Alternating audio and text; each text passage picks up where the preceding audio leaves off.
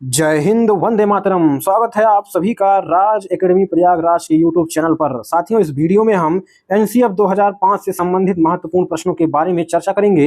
NCF की बात करें तो साथियों, राष्ट्रीय पाठ्यचर्या की रूपरेखा इसे हिंदी में कहते हैं। ठीक है, तो साथियों 2005 में आपका एनसीएफ आया था और शिक्षा से संबंधित एक महत्वपूर्ण दस्तावेज है ये। और इसको साथियों हम बहुत ही बेहतरीन तरीके से इसके महत्वपूर्ण प्रश्नों को देखने वाले हैं, क्योंकि इस टॉपिक से आपके साथियों सीटेट एग्जाम में बहुत सारे क्वेश्चन बनते हैं। चाहे वह साथियों पेपर फर्स्ट की बात करें अथवा पेपर सेकंड की बात करें, दोनों ही पेपर में आपके कई सारे क्वेश्चन यहाँ से छपते हैं। ठीक है, तो बहुत ही महत्वपूर्ण टॉपिक है आपके लिए एनसीएफ 2005। तो ध्यान से देखिएगा, जितने भी साथियों महत्वपूर्ण प्रश्न बनते हैं, टोटल 35 क्वेश्चन इस वीडियो में मैं आपको बताने वाला हूं। और इन्हीं प्रश्नों में से साथियों आपके बार बार साथियों इस टॉपिक से प्रश्न पूछे जाते हैं। तो बेहद ही इंपॉर्टेंट वीडियो आपके लिए है, सीटेट एग्जाम के लिए है। तो ध्यान से देखिएगा। चलिए शुरुआत करते हैं पहले प्रश्न की। तो वीडियो को भी आपने लाइक नहीं किया तो लाइक कर दीजिए, शेयर करना दोस्तों में, और चैनल पर नए हैं तो ऐसी ही बेहतरीन तैयारी के लिए हमारे चैनल को सब्सक्राइब करना ना भूलिए साथियों। तो चलिए देखते हैं पहला प्रश्न आपका, एनसीएफ 2005 का पूरा नाम क्या है। तो साथियों कई बार आपके परीक्षा में आ चुका है, एनसीएफ 2005 का पूरा नाम क्या है। तो इसका साथियों एनसीएफ का फुल फॉर्म होता है, ध्यान से देखिएगा, नेशनल करिकुलम फ्रेमवर्क। हिंदी में इसको कहते हैं राष्ट्रीय पाठ्यचर्या की रूपरेखा। ठीक है, एनसीएफ का फुल फॉर्म क्या होगा एक बार फिर से देख लीजिएगा, काफी महत्वपूर्ण प्रश्न है। नेशनल करिकुलम फ्रेमवर्क, नेशनल का मतलब राष्ट्रीय, करिकुलम मतलब आपका पाठ्यचर्या, ठीक है, और फ्रेमवर्क का मतलब रूपरेखा। ठीक है, तो राष्ट्रीय पाठ्यचर्या की रूपरेखा इसको हिंदी में कहते हैं। चलिए अगले प्रश्न की तरफ बढ़ते हैं, काफी महत्वपूर्ण प्रश्न इस टॉपिक का। निम्न में से एनसीएफ की संचालन समिति का गठन किसकी अध्यक्षता में किया गया था।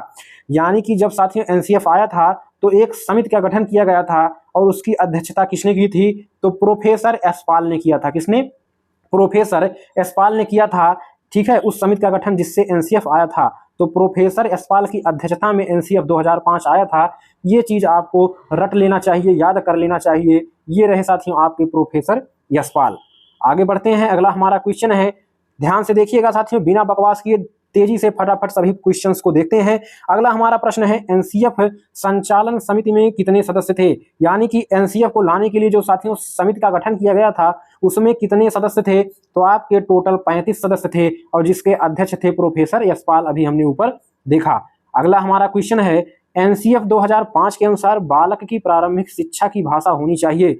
अगर साथियों बालक अभी कक्षा 1 नर्सरी में 2 में जा रहा है तो उसकी प्रारंभिक शिक्षा की भाषा कैसी होनी चाहिए, तो स्थानीय होनी चाहिए। क्या, स्थानीय भाषा होनी चाहिए, ना तो हिंदी होनी चाहिए, ना तो कठिन, ना तो विदेशी, ना, ठीक है, उसका स्थानीय भाषा। जैसे साथियों अगर बच्चा अवधी भाषा उसके क्षेत्र में बोली जाती है तो अवधी भाषा में, हिंदी बोली जाती है तो हिंदी में, अंग्रेजी बोली जाती है तो अंग्रेजी में। ठीक है, जो भी भाषा उसके क्षेत्र में बोली जाती है उसकी प्रारंभिक शिक्षा उसके स्थानीय भाषा में ही दी जानी चाहिए। चलिए अगला क्वेश्चन देखते हैं, बालकों को शिक्षण प्रक्रिया एनसीएफ के अनुसार कैसी होनी चाहिए। जो बालकों की शिक्षण प्रक्रिया है साथियों वो एनसीएफ के अनुसार कैसी होनी चाहिए, वो साथियों रटंत पद्धति से मुक्त होनी चाहिए। ठीक है, क्या, रटंत पद्धति से मुक्त होनी चाहिए। तो आपका दूसरा ऑप्शन सही हो जाएगा, रटंत पद्धति से युक्त। जहां भी रटने की बात आ जाएगी, कोई भी क्वेश्चन हो जहां पर रटने की बात आएगी, वो क्वेश्चन आप गलत काट देंगे। तनाव व बोझ से युक्त आ गया, ये भी आपका निगेटिव टैग वर्ड है, इसको भी आप गलत काट देंगे।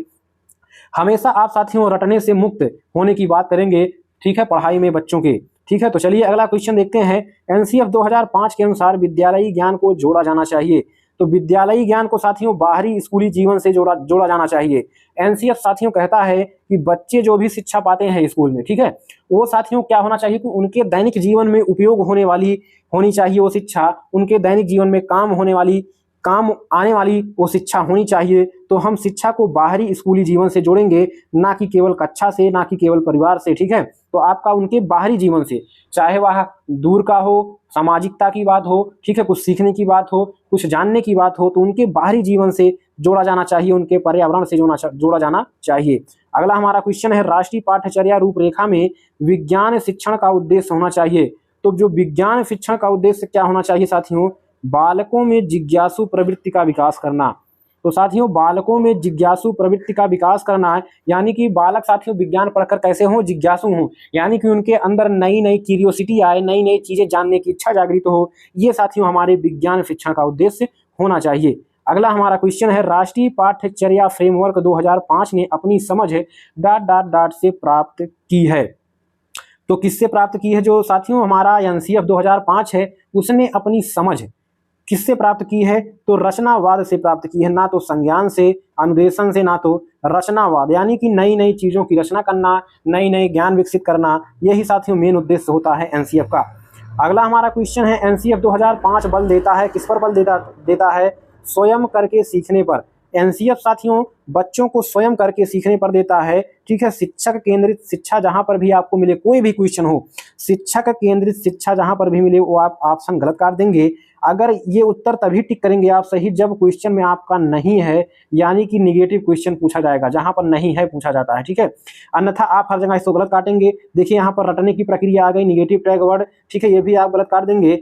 तो समस्या हल करने पर बिल्कुल, अगर आप स्वयं करके सीखेंगे तो आप स्वयं समस्या हल कर ले जाएंगे। तो एनसीएफ 2005 स्वयं करके सीखने पर बल देता है। अगला हमारा क्वेश्चन है, एनसीएफ 2005 में कुल अध्यायों की संख्या कितनी है? तो एनसीएफ 2005 में साथियों टोटल अध्यायों की संख्या कितनी है? 5 है। तो एनसीएफ 2005 में टोटल अध्यायों की संख्या 5 है, 2005 अध्यायों की संख्या 5, ठीक है। तो इस तरह से आप याद कर लेंगे। अगला हमारा क्वेश्चन है, एनसीएफ 2005 का मुख्य सूत्र या शीर्षक है। तो जो साथियों एनसीएफ आया था उसका साथियों जो मुख्य उद्देश्य क्या था? शिक्षा बिना बोझ के, ठीक है, एजुकेशन विदाउट बर्डन, इंग्लिश में इसको कहते हैं क्या? एजुकेशन विदाउट बर्डन, यानी कि शिक्षा बिना बोझ के, ठीक है। मेन उद्देश्य यही था कि बच्चों पर बोझ ना पड़े शिक्षा का, ठीक है, बिना बोझ के बच्चे आसानी से चीजें सीख पाएं, एजुकेशन ले पाएं। अगला हमारा क्वेश्चन है, एनसीएफ 2005 की शुरुआत रविंद्रनाथ टैगोर के किस निबंध से होती है? तो काफी महत्वपूर्ण क्वेश्चन आपका जो है 12 नंबर है। तो साथियों जो एनसीएफ 2005 कहां से लिया गया है? सभ्यता और प्रगति एक निबंध है, ये निबंध है सभ्यता और प्रगति नाम का, और इसके जो साथियों रचनाकार हैं रविंद्रनाथ टैगोर जी। रविंद्रनाथ टैगोर जी ने, जिन्होंने आपका राष्ट्रीय गान का रचना किया है, जन गण मन का, उन्होंने ही सभ्यता और प्रगति नामक निबंध है जो है लिखा है, और उसी से साथियों उसी से एनसीएफ 2005 को लिया गया है। तो ये चीजें आप जानते रहिए, काफी महत्वपूर्ण क्वेश्चन आपके लिए। अगला हमारा प्रश्न है, गणित का उद्देश्य एनसीएफ 2005 में क्या बताया गया है? तो जो गणित का उद्देश्य है एनसीएफ 2005 में बताया गया है, गणना करने की क्षमता का विकास। तो साथियों बच्चों में गणना करने की क्षमता का विकास, यानी कि अमूर्त चिंतन की बात की गई है, अमूर्त चिंतन बच्चा करने लगे और उसका विकास करना ही गणित का उद्देश्य होगा एनसीएफ 2005 के अनुसार। अगला हमारा क्वेश्चन है, राष्ट्रीय पाठ्यचर्या रूपरेखा 2005 के अनुसार शिक्षक की भूमिका होनी चाहिए, ठीक है। शिक्षक ना तो नेता के रूप में होगा, ना तो शासक के रूप में होगा, ना तो भाई के रूप में, ये चीजें कभी भी नहीं होगा, ये सभी आपके गलत हो जाएंगे। तो सुविधादाता के रूप में जो साथियों एक एजुकेटर होगा, एक शिक्षक होगा, वो साथियों बच्चों को कैसा बिहेव करेगा? एक साथियों केवल सुविधा प्रदाता के, यानी कि आप बच्चे को सुविधा दीजिए, सभी चीजें मुहैया कराइए जिससे बच्चा खुद करके सीखे। जहां पर उसको समस्या हो रही है आप उसकी हेल्प करिए, बच्चा खुद सीखेगा। यानी कि शिक्षक क्या है? एक सुविधा दाता है, ठीक है, सुविधा प्रदाता है, सुविधा दाता के रूप में एक शिक्षक कार्य करता है, ठीक है। चलिए अगला क्वेश्चन है हमारा, यदि प्राथमिक स्तर पर मातृभाषा अथवा स्थानीय भाषा में शिक्षक उपलब्ध ना हो तो संविधान के कौन से अनुच्छेद के तहत स्थानीय शिक्षा अधिकारियों को भाषा विकास के लिए सुविधा उपलब्ध कराने का अधिकार है? तो साथियों जो आर्टिकल यानी कि अनुच्छेद 350 है, ठीक है, क्या अनुच्छेद 350 है, इसके तहत अगर कोई स्कूल मान लीजिए ऐसे एरिया में है, कोई स्कूल ऐसे एरिया में है कि वहां पर साथियों उस क्षेत्र की भाषा जानने वाला कोई शिक्षक नहीं है, तो इसके लिए जो वहां पर साथियों अधिकारी हैं, वहां पर जो साथियों अधिकारी हैं, शिक्षा अधिकारी हैं, वो साथियों आर्टिकल 350 के अनुसार वहां पर साथियों क्या करते हैं? सुविधा, भाषा विकास की सुविधा उपलब्ध कराने का उनको अधिकार है। यानी कि वो साथियों अधिकार उनके पास दिया गया है आर्टिकल 350 के अनुसार कि वो शिक्षकों को वहां पर उपलब्ध कराएं, सभी सुविधाएं उपलब्ध कराएं जिससे वहां पर शिक्षा का कार्य हो सके, ठीक है। चलिए अगला क्वेश्चन देखते हैं। अगला हमारा क्वेश्चन है, एनसीएफ 2005 का मुख्य सूत्र शिक्षा बिना बोझ के विचार कब आया था? तो अभी हमने ऊपर पढ़ा साथियों कि जो एनसीएफ 2005 का मुख्य सूत्र था क्या था? शिक्षा बिना बोझ के, यानी कि एजुकेशन विदाउट बर्डन।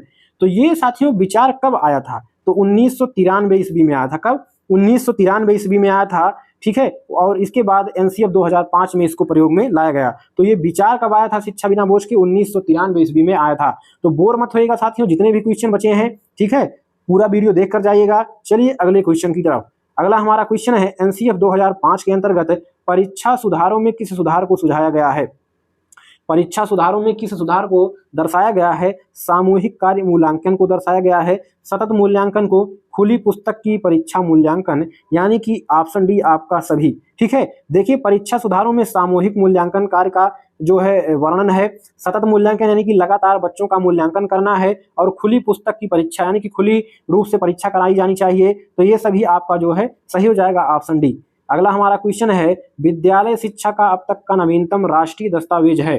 तो एनसीएफ साथियों क्या है? एक दस्तावेज है साथियों। ठीक है, तो आप ध्यान से देखिएगा क्वेश्चन को कि विद्यालय शिक्षा का अब तक का नवीनतम राष्ट्रीय दस्तावेज क्या है? तो ये साथियों आपका एनसीएफ 2005 है। तो इस तरह का क्वेश्चन अगर आप आता है तो ध्यान दीजिएगा कि जो राष्ट्रीय दस्तावेज है, नया दस्तावेज है विद्यालयी शिक्षा के लिए, वो एनसीएफ 2005 है, ना कि साथियों आरटीई है, ना तो एनपीई है।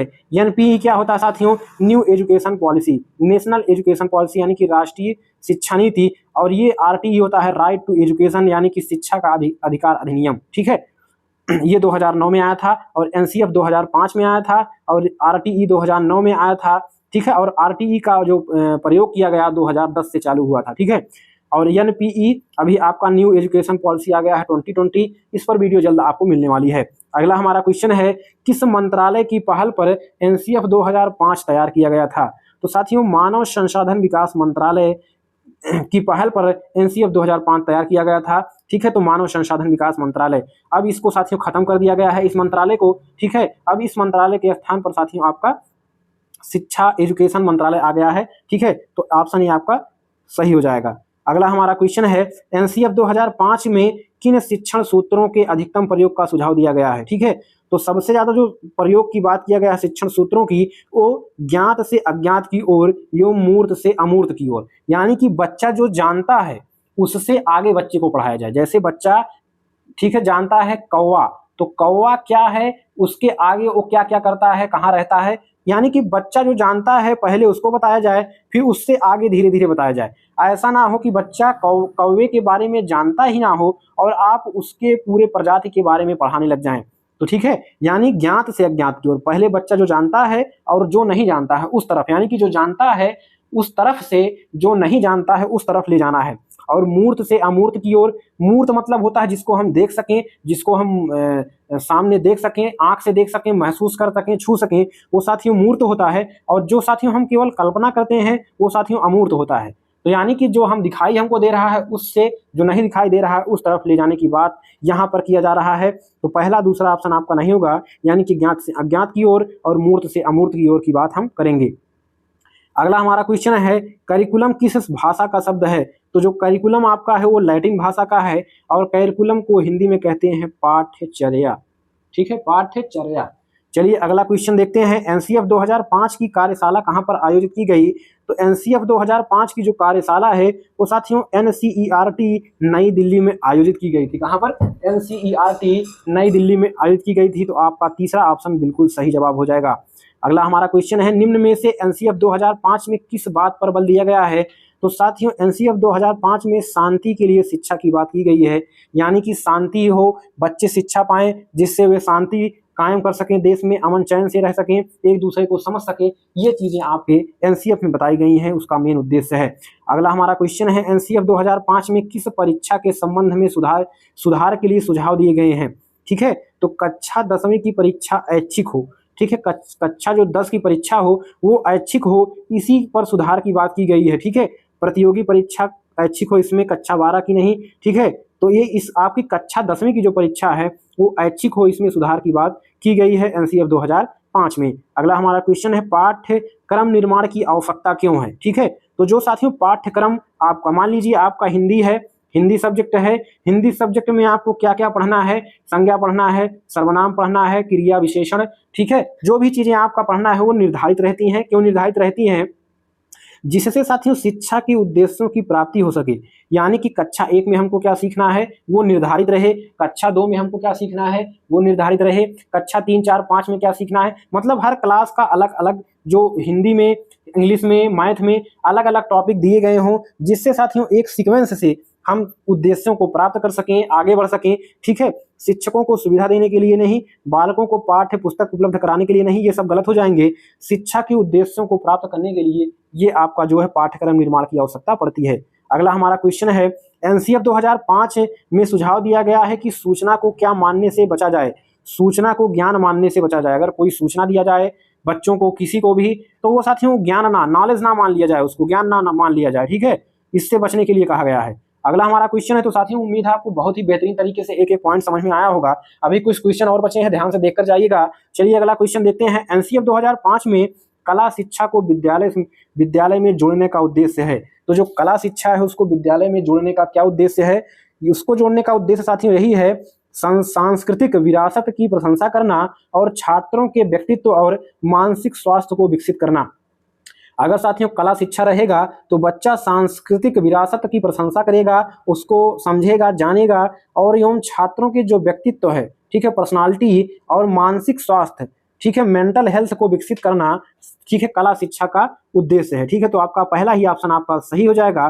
ठीक है, बाकी यहाँ पर रटने को महत्व देना, अच्छी बाह्य परीक्षाओं का आयोजन कराना, और ये सभी आपके गलत हो जाएंगे। ठीक है, चलिए अगला क्वेश्चन देखते हैं। अगला हमारा क्वेश्चन है 2005 एनसीएफ में गुणवत्ता आयाम शीर्षक के अंतर्गत महत्व दिया गया है। तो किसको दिया गया है? बालकों के लिए संरचित अनुभव एवं पाठ्यक्रम सुधार को। तो बालकों के लिए संरचित अनुभव एवं पाठ्यक्रम सुधार को जो है महत्व दिया गया है। ठीक है, गुणवत्ता आयाम शीर्षक के अंतर्गत। अगला हमारा क्वेश्चन है, यदि बच्चे फेल होते हैं तो वे दर्शाते हैं। तो साथियों यदि बच्चा फेल होता है तो क्या दर्शाता है? कि स्कूल की असफलता को दर्शाता है। साथियों एनसीएफ 2005 कहता है कि अगर बालक फेल होता है कोई बच्चा किसी क्लास में, तो वो साथियों उस बच्चे की कमी नहीं है, वो साथियों स्कूल की कमी है, वहां पर रहने वाले टीचरों की कमी है। तो सीधा सीधा आपका स्कूल की असफलता को दर्शाता है अगर कोई बच्चा फेल हो जाता है। ठीक है, उसकी खुद की असफलता नहीं है, समाज की, परिवार की असफलता नहीं है, यानी कि स्कूल की कमी है। ठीक है, चलिए अगला क्वेश्चन देखते हैं। एनसीएफ 2005 के अनुसार सीखना एक क्या है? एनसीएफ 2005 के अनुसार सीखना एक क्या है? ज्ञान के निर्माण की प्रक्रिया है। यानी कि जो हम सीखते हैं वो साथियों हम अपने अंदर ज्ञान का निर्माण करते हैं, यानी कि ज्ञान का निर्माण करने की प्रक्रिया ही क्या है? सीखना है। ठीक है, एनसीएफ 2005 कहता है। अगला हमारा क्वेश्चन है, भीड़ भाड़ वाली कक्षाओं में डांट डांट अध्यापन की बात करना निरर्थक है। तो सृजनशील अध्यापन की बात करना निरर्थक है। क्रिएटिविटी की बात करें, ठीक है, क्रिएटिविटी की बात करें यानी कि सृजनशील का मतलब होता है साथियों किसी एक समस्या को कई तरीके से सॉल्व कर देना, यानी कि एक प्रश्न के कई उत्तर दे देना, वही होता है सृजनशीलता। तो बच्चों को हम नए नए तरीके सिखाते हैं, किसी एक समस्या को हल करने के लिए कई तरीके सिखाते हैं। तो अगर बहुत ज़्यादा भीड़ भाड़ वाली कक्षा है तो वहाँ पर ऐसी शिक्षा यानी कि सृजनशील शिक्षा की बात करना बेकार की बातें हैं, क्योंकि भीड़ भाड़ में सभी बच्चे नहीं सीख पाएंगे और सभी जो है इधर उधर मन उनका भटकने लगेगा सभी बच्चों का। चलिए अगला क्वेश्चन देखते हैं। राष्ट्रीय पाठ्यचर्या की रूपरेखा 2005 के अनुसार सत्य नहीं है। क्या सत्य नहीं है? सभी बच्चों में सीखने की क्षमता होती है। तो सभी में क्षमता होती है, सही बात है। सभी बच्चों में अपनी अपनी अलग अलग कैपेसिटी होती है। सभी बच्चे स्वभाव से सीखने हेतु प्रेरित होते हैं, बिल्कुल। सभी बच्चे या तो क्रिकेट सीखने में, ठीक है, खेल खेलने में, पढ़ने में, गणित हल करने में, हिंदी पढ़ने में, सबका अपना अपना अलग अलग स्वभाव होता है सीखने का। ठीक है, तो यहाँ पर सत्य नहीं है पूछा है। बच्चे व्यक्तिगत स्तर पर एक ही तरह से सीखते हैं। क्या साथियों सभी बच्चे एक ही तरह से सीखते हैं व्यक्तिगत स्तर पर? नहीं। तो यहाँ पर नहीं है पूछा है, तो यही आपका ऑप्शन सही हो जाएगा। इस प्रश्न का उत्तर ऑप्शन सी सही हो जाएगा। ठीक है, क्योंकि यहाँ पर निगेटिव पूछा है तो इसलिए आपका ऑप्शन सी सही होगा। स्कूल के भीतर बाहर दोनों जगह सीखने की प्रक्रिया चलती रहती है। तो साथियों बच्चा चाहे स्कूल के भीतर हो या स्कूल के बाहर हो, सभी जगह वह कुछ ना कुछ सीखता रहता है। ठीक है, तो ये भी सही है, यानी कि यहाँ पर यही ऑप्शन गलत है और गलत ऑप्शन ही पूछा गया है, तो आपका ऑप्शन सी सही हो जाएगा। अगला हमारा क्वेश्चन है, राष्ट्रीय पाठ्यचर्या रूपरेखा 2005 में बहुभाषा को एक संसाधन के रूप में दिया गया है, क्योंकि बहुभाषा यह एक तरीका है जिसमें प्रत्येक बाल सुरक्षित महसूस करे।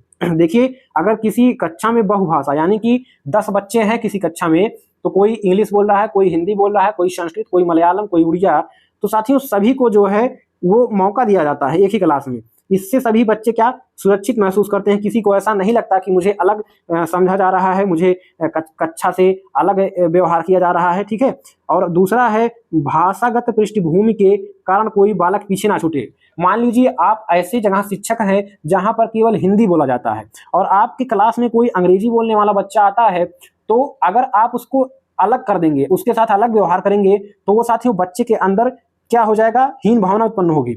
और उसका जो पृष्ठभूमि है यानी कि उसका जो बैकग्राउंड है, ठीक है, वो पिछड़े एरिया से आता है, अलग एरिया से आता है, उस कारण वो बच्चा क्या हो जाएगा, सीखने में पीछे रह जाएगा। ठीक है, तो ये चीजें आपका जो है बहुभाषा के कारण हो सकती हैं, तो ये सभी चीजें हमको नहीं करनी है। तीसरा ऑप्शन है, यह बालक को अपने आप पर विश्वास के लिए प्रेरित करता है। तो अगर हम सभी बच्चों को यानी कि बहुभाषा को महत्व देंगे, एक संसाधन के रूप में मौका देंगे, तो साथियों सभी बच्चे प्रेरित होंगे, प्रोत्साहित होंगे, उनके अंदर आत्मविश्वास बढ़ेगा कि मुझे भी मौका मिल रहा है सीखने का। और साथियों जब सभी बच्चे एक क्लास में बैठेंगे तो एक दूसरे की भाषा को सीखेंगे, एक दूसरे के ज्ञान को सीखेंगे, तो उनके अंदर नए नए शब्दों का भंडार होगा। यानी कि ऑप्शन डी आपका बिल्कुल सही जवाब हो जाएगा, यानी कि तीनों ऑप्शन आपके बिल्कुल सही जवाब हैं। अगला हमारा क्वेश्चन है, शिक्षकों को शिक्षण व्यवसाय में लगातार बदलते मानकों और डाट डाट के साथ डील करना चाहिए पाठ्यचर्या के साथ। यानी कि समय के साथ आपका जो पाठ्यचर्या है वो बदलता रहता है। तो आप साथियों क्या करेंगे कि अगर आप एक टीचर हैं तो आप अपडेट होते रहेंगे, जो भी बदलाव होता है उसको आप सीखेंगे, उसको आप जानेंगे, पढ़ेंगे। ठीक है, ताकि आप नए नए मानकों को और नए नए पाठ्यचर्या को सीख सकें, जिससे शिक्षण व्यवसाय में कोई समस्या ना आ पाए। लास्ट हमारा क्वेश्चन इस वीडियो का साथियों ध्यान से देखिएगा, एनसीएफ 2005 के अनुसार मूल्यांकन का प्रधान उद्देश्य है। अगर हम मूल्यांकन करते हैं यानी कि बच्चे की A to Z चीजों को निगरानी करते हैं और यह जानने की कोशिश करते हैं कि बच्चा कितना सीख पा रहा है, कितना नहीं सीख पा रहा है, कहाँ पर उसको दिक्कत है, किस टॉपिक पर दिक्कत है, किस विषय में समस्या है। ठीक है, तमाम चीजें अगर हम जानने की कोशिश करते हैं तो वही आपका मूल्यांकन कहलाता है। ठीक है, तो मूल्यांकन का प्रधान उद्देश्य, मुख्य उद्देश्य क्या होता है, शिक्षण अधिगम प्रक्रिया में अध्यापक व छात्रों की उपलब्धि का मापन करना।